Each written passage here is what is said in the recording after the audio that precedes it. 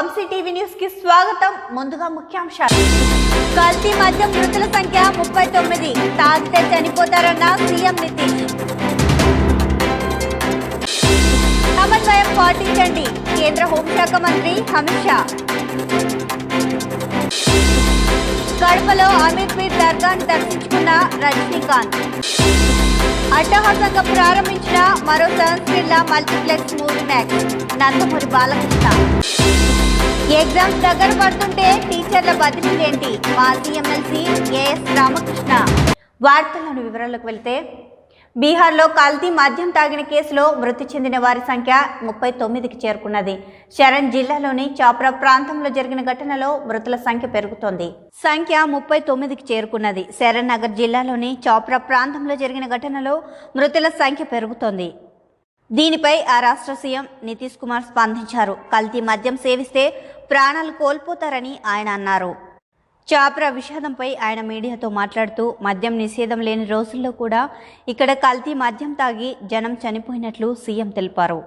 ఇతర రాష్ట్రాల్లోనూ ఇలాంటి ఘటనలు జరిగాయని అన్నారు. ప్రజలు అప్రమత్తంగా ఉండాలని, ఇక్కడ లిక్కర్ బ్యాన్ ఉందని, కల్తీ మద్యాన్ని అమ్ముతారని, దానివల్ల ప్రజలు చనిపోతారని, మద్యం మంచిది కాదని, ఎవరూ తాగకూడదని సీఎం నితీష్ అన్నారు. को भी सबके घर पर हमने भेज दिया है कि शराब कितनी बुरी चीज़ है, कितने लोगों की मौत होती है, और जहरीली शराब से तो शुरू से लोग मरते हैं और देश भर में मरते हैं। यहाँ जितना जहरीली, जब शराब बंदी नहीं थी तब भी जहरीली शराब से यहाँ भी मरते थे, लेकिन अन्य, एक मिनट जान लीजिए जरा, अन्य राज्यों में भी बहुत भारी संख्या में लोग जहरीली शराब से मरते थे। तो हम लोगों ने तो शराब लागू कर दिया, लेकिन आपको मालूम है सबसे पहले 16 में ही ना जहरीली शराब की बात हुई थी, और उसका जितना जहरीली शराब हम लोगों ने उस पर कितना एक्शन करवाया। तो जितना जहरीली शराब, और जानते ही हैं कि लोगों को सचेत रहना चाहिए। यहाँ तो शराब बंदी है तो कुछ गड़बड़ तो बेचेगा ही, तो लोगों की मौत हो जाती है। तो इसको याद रखना चाहिए कि शराब नहीं पीना है, शराब बड़ी बुरी चीज़ है, लेकिन फिर भी कोई पी लेता है। देखिए, ज़्यादातर लोगों ने इसके पक्ष में सहमति दी है, लेकिन कुछ आदमी को क्या कीजिएगा, कुछ तो ऐसी गलती करता ही है। तब उसके बाद पिछली बार भी याद है ना, जहरीली शराब से मर गया तो कोई कहा कि इनको मिलना चाहिए कंपल्सन के। वाह, जो शराब पिएगा वो तो मरेगा ही, ये तो उदाहरण ही सामने है कि पियोगे तो मरोगे, यही तो बात है। तो इसीलिए अब इसके बारे में तो दुख प्रकट करना चाहिए और उन जगहों पर जा करके समझाना चाहिए। आप देख रहे हैं ना, हम कितना बड़ा अभियान चलाए, समाज सुधार अभियान, और उसको निरंतर जारी करवाते हैं कि साहब लोगों को समझाइए, बताइए, खराब चीज़ है, लेकिन कुछ तो गड़बड़ करता ही न है। और आज भी कितने लोग पकड़े जाते हैं। तो मैंने अपने अधिकारियों को एक बात कहा है कि देखो, गरीब गुरबा को मत पकड़ो। अगर कोई धंधा करता है तो किसी को पैसा दे करके कहीं भेजवा रहा है, वो मतलब नहीं है। असली जो कर रहा है, शराब बना रहा है और शराब का धंधा कर रहा है, उसको पकड़ो, मेन चीज़ है। और बाकी लोगों के लिए तो हम कह रहे हैं कि भाई गरीब गुरबा तबका को किसी के काम में इसमें नहीं लगना चाहिए, वो अपना अलग काम करिए, और हम लोग 1 लाख रुपया का उनको देने को तैयार हैं कि अपना काम शुरू करिए। ज़रूरत पड़ेगा तो और ज़्यादा हम बढ़ाएंगे, लेकिन कभी किसी को. కర్ణాటక మహారాష్ట్ర సరిహద్దు వివాదం గురించి సుప్రీంకోర్టు సూచన మేరకు సమన్వయం పాటించాలని కేంద్ర హోంశాఖ మంత్రి అమిత్ షా సూచించారు. ఢిల్లీలో బుధవారం నిర్వహించిన సమావేశంలో ముఖ్యమంత్రి బసవరాజ్ బొమ్మాయి, మహారాష్ట్ర సీఎం ఏక్నాథ్ సిండే పాల్గొన్నారు. సరిహద్దు అంశంపై రాజకీయాలు చేయరాదని అమిత్ షా సూచించారు. 2 రాష్ట్రాల నుంచి ప్రత్యేక కమిటీలు ఏర్పాటు చేసి పరిశీలిస్తున్నామని అన్నారు. సమావేశంలో రాష్ట్ర హోంశాఖ మంత్రి ఆరగ జ్ఞానేంద్ర, మహారాష్ట్ర ఉప ముఖ్యమంత్రి దేవేంద్ర ఫడ్నవీస్ తదితరులు పాల్గొన్నారు. कर्नाटक और महाराष्ट्र राज्य के बीच में सीमा को लेकर विवाद उत्पन्न हुआ था। इस विवाद की समाप्ति और इसके संविधान सम्मत मार्ग के लिए मैंने महाराष्ट्र के मुख्यमंत्री, उप मुख्यमंत्री और कर्नाटक के मुख्यमंत्री, गृहमंत्री और वरिष्ठ साथियों को आज यहाँ पर बुलाया था। दोनों पक्षों के साथ भारत सरकार के गृह विभाग के ऑफिसर की उपस्थिति में बहुत अच्छे माहौल में बात हुई है। दोनों मुख्यमंत्रियों ने सकारात्मक अप्रोच रखा है और कुल मिलाकर इस बात पर सहमति हुई है कि डिस्प्यूट के रास्ते और डिस्प्यूट का समाधान लोकतंत्र के अंदर रोड पर नहीं हो सकता, संविधान सम्मत मार्ग से हो सकता है। तो अतः कुछ फैसले हुए हैं जो मैं आपको बताना चाहता हूं। सबसे पहले, जब तक सुप्रीम कोर्ट का इस बारे में निर्णय नहीं आता, कोई भी राज्य इसके बारे में एक दूसरे राज्य पर क्लेम या तो डिमांड जनरेट नहीं करेगा। दूसरा, दोनों राज्यों के मिलाकर दोनों ओर से 6 मंत्री बैठेंगे और इस पर डिटेल नीचे तक पर्कोलेशन किस प्रकार से हो, इसकी चिंता और चर्चा करेंगे। ఆంధ్రప్రదేశ్ రాష్ట్రం కడపలోని పెద్ద దర్గాకు సూపర్ స్టార్ రజనీకాంత్ దర్శించుకున్నారు. రజనీకాంత్ తిరుపతి నుండి కడపకు రోడ్డు మార్గంలో ఉదయం 11:30 గంటలకు చేరుకున్నారు. అమీన్ పీర్ దర్గాను రజనీకాంత్ దర్శించుకున్నారు. రజనీకాంత్తో పాటు సంగీత దర్శకుడు ఏఆర్ రెహమాన్ కూడా రానున్నారు. దర్గా పరిసర ప్రాంతాల్లో పోలీసులు ప్రత్యేక భద్రత ఏర్పాట్లు చేశారు. రజనీకాంత్ అభిమానులు భారీగా చేరుకున్నారు.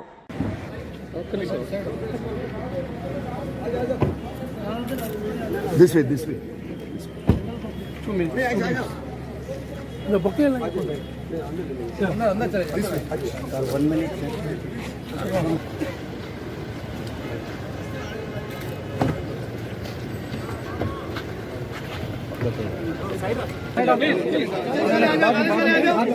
हम निकालते आप क्या अमीर करे निकाला वाला साल के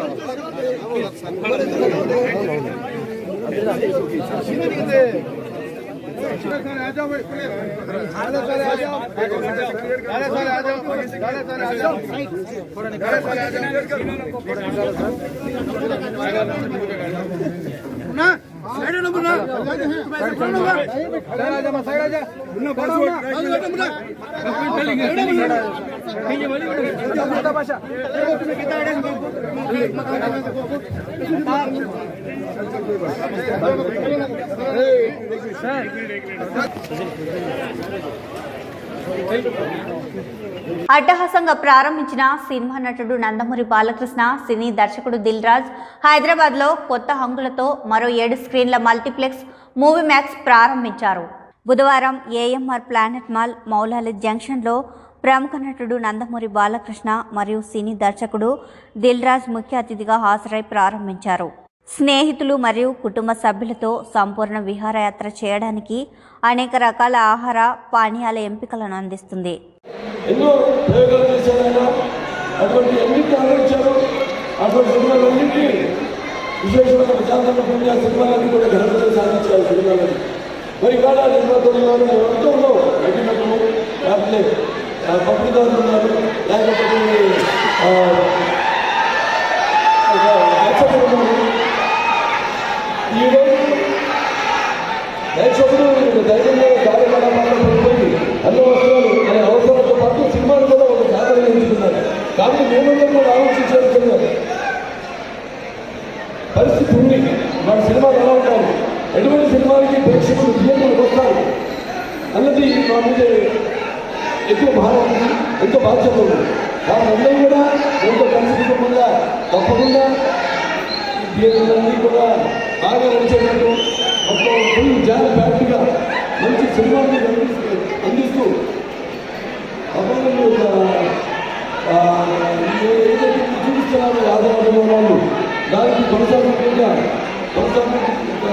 ఇంకా ఎన్నో మంచి చిత్రాలు చేయడానికి కాబట్టి మేము కృషి చేస్తామని ఈ సమావేశంలో తెలియజేసుకుంటూ మరి ఈ భూమిలో మా ఫ్రెండ్ని ఇద్దరు కన్సల్ట్ చేశారు.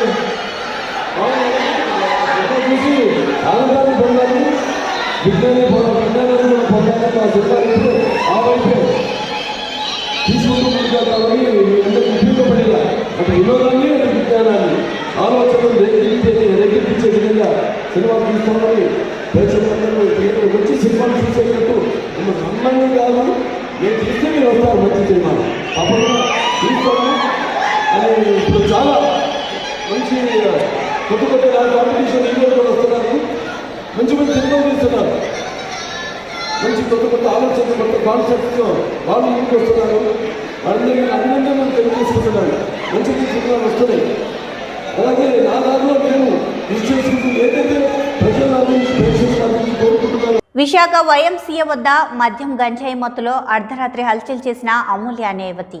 అమూల్య బీర్ తాగుతూ గంజాయి సిగరెట్ కాలుస్తుందని అడిగినందుకు 3 టౌన్ ఏఎస్ఐ పివివి సత్యనారాయణపై బీర్ బాటిల్తో దాడి చేసిన అమూల్య అనే యువతి ఏఎస్ఐ సత్యనారాయణపై బీర్ బాటిల్ విసరగా గోవింద్ అనే యువకుడు కంటికి బలంగా గాయమైంది.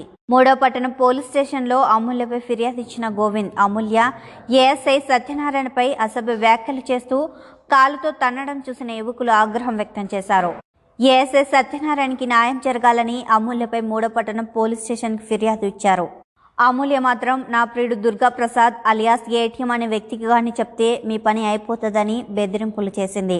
పోలీసులైతే మీరేం చేయగలరు నాకు అని అసభ్య వ్యాఖ్యలతో సవాల్ చేసిన అమూల్య 10వ తరగతి పరీక్షలు దగ్గర పడుతుంటే బదిలీలు ఎలా చేస్తారు అని రాష్ట్ర ప్రభుత్వాన్ని మాజీ ఎమ్మెల్సీ ఎస్ రామకృష్ణ ప్రశ్నించారు. జీవో నెంబర్ 180 ద్వారా ప్రభుత్వం ఉపాధ్యాయుల బదిలీల రంగం సిద్ధం చేసింది.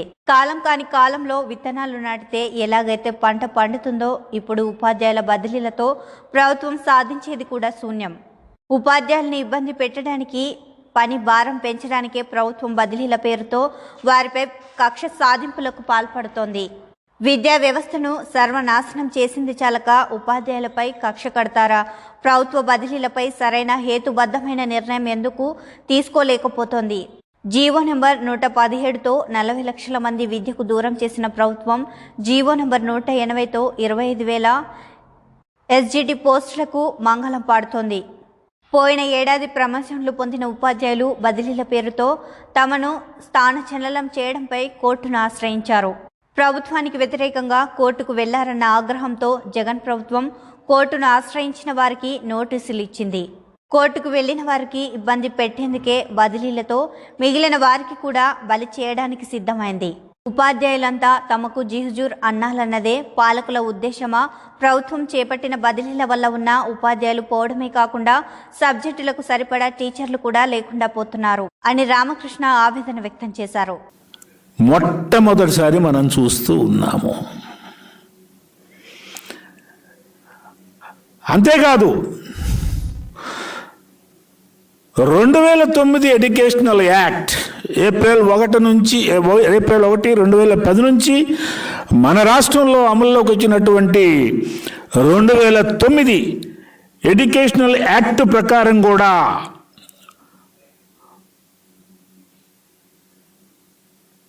యూపీ స్కూల్స్లో సైతం ఉన్నటువంటి పాఠశాలను వీళ్ళు రద్దు చేశారు. అక్కడ ఉండాల్సినటువంటి 4-5 నడపవలసిన ఆ స్కూల్స్ నడపవలసినటువంటి పరిస్థితిని తీసుకొచ్చారు. అక్కడ శాంక్షన్డ్ పోస్టులు, సబ్జెక్ట్ శాంక్షన్డ్ పోస్టులు లేవు. మరీ ముఖ్యంగా maths, PS, NS, pandits, English, PD పోస్టులు రైట్ టు ఎడ్యుకేషన్ యాక్ట్ ప్రకారం ఉండాలి. నెప్ 2022 ప్రకారం కూడా ఆ పోస్టులు ఉండాలి. లేని చోట్ల ఎలాగో లేవు, ఉన్న చోట్ల కూడా క్రమబద్ధీకరణ పేరుతో ఓడబెరగటం అనేటటువంటిది ఏమాత్రం సబబు అని చెప్పని నేను అడుగుతా ఉన్నాను. ఇవాళ రాష్ట్ర ప్రభుత్వం ఒక రకమైనటువంటి భయాన్ని సృష్టించాలని చెప్పని అనుకుంటోంది. అసలు ఈ బదిలీ ఇప్పుడు ఎందుకు చేస్తున్నట్టు అంటే నేను మామూలుగా ఒక లేమ్యాన్గా నేను ఆలోచిస్తా. మామూలుగా బదిలీలు ఎప్పుడు జరుపుతారు? కామన్ సెన్స్ ఇది. ఒక విద్యా వ్యవస్థని, ముఖ్యంగా పాఠశాల వ్యవస్థని బాగు చేయాలి అని చెప్పారంటే బదిలీలు చాలా ముఖ్యమైనవి. బదిలీలు ఎప్పుడు జరపాలా?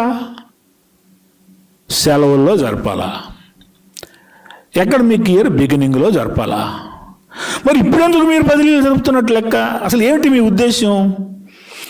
ఎవరి ప్రయోజనాల కోసం మీరు బదిలీలు జరుపుతున్నారు? ఏ ప్రయోజనం లేకుండా మీరు బదిలీలు ఇప్పుడు జరుపుతారని చెప్పి నేను అనుకోవట్లా. ఎట్లాగూ మీకు టీచర్ల మీద కక్ష ఉంది.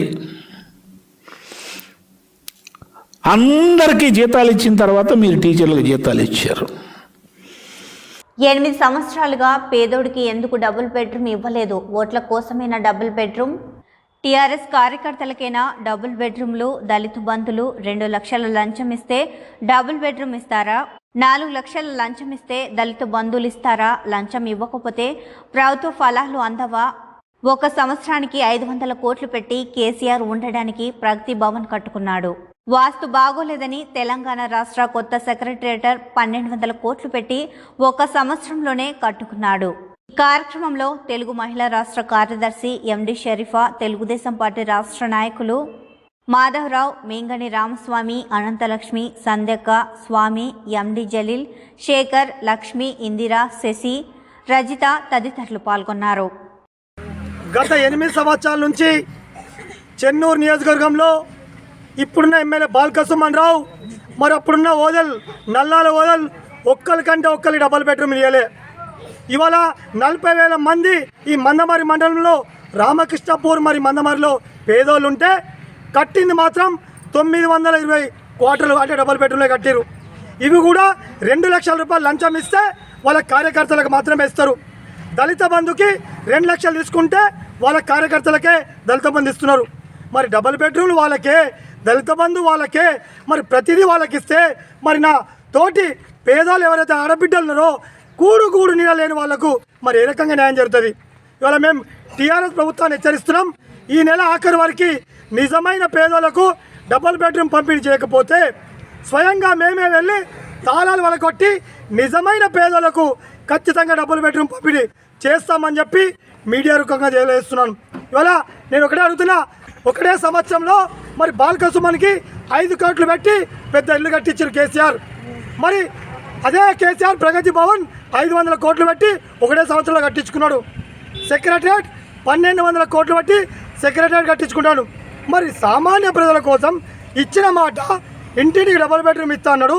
అల్లుడైతే కాలు చాపుకొని అనుకుంటా అన్నాడు. ఒక్కరికి డబుల్ బెడ్రూమ్ ఇవ్వలే, దళిత బంధు ఇవ్వలే, 3 ఎకరాల పొలం ఇవ్వలే, ఇంటికో ఉద్యోగం ఇవ్వలే, మంచినీళ్ళు ఇవ్వలే. మరి ఇట్లాంటి ప్రభుత్వాన్ని మేము రానున్న కాలంలో పేద ప్రజలందరూ ఇలా చాలా బాధతో ఉన్నారు. డబుల్ బెడ్రూమ్లకి ఇట్లా టీఆర్ఎస్ కార్యకర్తలకు ఇస్తే ఊరుకునేది లేదు. ఖచ్చితంగా ప్రాణాలు పోయినా మంచిదే, కానీ పేదల పక్షాన తెలుగుదేశం పార్టీ కొట్లాడుతుంది, వాళ్ళకి న్యాయం చేపిస్తా చెప్పి తెలుగుదేశం పార్టీ తరఫున డిమాండ్ చేస్తున్నాను. వార్తలు ముగించే ముందు ముఖ్యాంశాలు మరోసారి. కల్తీ మద్యం మృతుల సంఖ్య 39, తాగితే చనిపోతారన్న సీఎం నితీష్. సమన్వయం పాటించండి, కేంద్ర హోంశాఖ మంత్రి అమిత్ షా. కడపలో అమీర్పీర్ దర్గాను దర్శించుకున్న రజనీకాంత్. అట్టహాసంగా ప్రారంభించిన మరో సంస్కృత multiplex Movie Max, Nandamuri Balakrishna. Exams దగ్గర పడుతుంటే టీచర్ల బదిలీలేంటి? మాజీ ఎమ్మెల్సీ ఏఎస్ రామకృష్ణ. ఈ వార్తలు ఇంతటితో సమాప్తం. నమస్కారం.